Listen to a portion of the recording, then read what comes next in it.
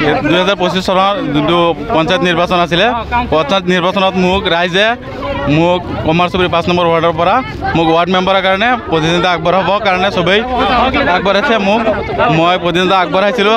আজি কমাৰচুবুৰী ৰাইজৰ জয় হৈছে। কমাৰচুবুৰীৰ পৰা মই প্ৰতিনিধিত্ব কৰি আজি জিকি আহিছোঁ।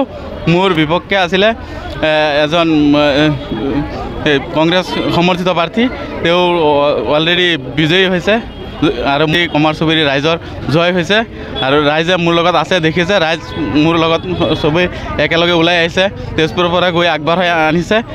আজি এইটো ৰাইজৰ জয়, মই আৰু বেলেগ একো নকওঁ। 1247টা ভোটত জয় হৈছোঁ। আজি কমাৰচুবুৰী ৰাইজৰ কাৰণে জয় হৈছোঁ। ইয়াত দেখিছে ৰাইজ আছে, আই মাতৃসকলো আছে, ককা খুৰা চবেই আছে, ভাই বন্ধুসকলো আছে, চবেই আছে। চবৰ জয় হৈছে আজি। মোৰ জয় নহয়, কমাৰচুবুৰীবাসী ৰাইজৰ জয়।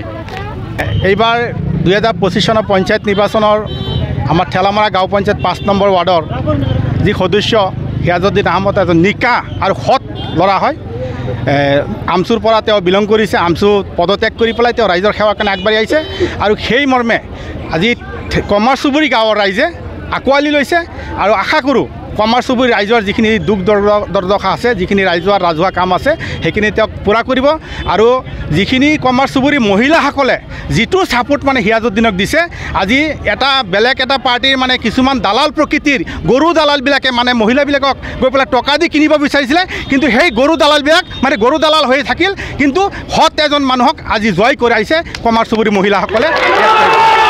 সেই আগন্তুক মই সকলোকে ক'ম যে এই দালাল প্ৰবৃত্তিৰ মানুহবিলাকৰ মানে দালাল প্ৰবৃত্তিৰ মানুহখিনি কথাত ভুল নগৈ সৎ মানুহক সদায় যাতে পঞ্চায়তত প্ৰতিনিধিত্ব বনায়, সেইখিনি মোৰ মানে ৰাইজৰ প্ৰতি আহ্বান আগন্তুক দিনবিলাকত।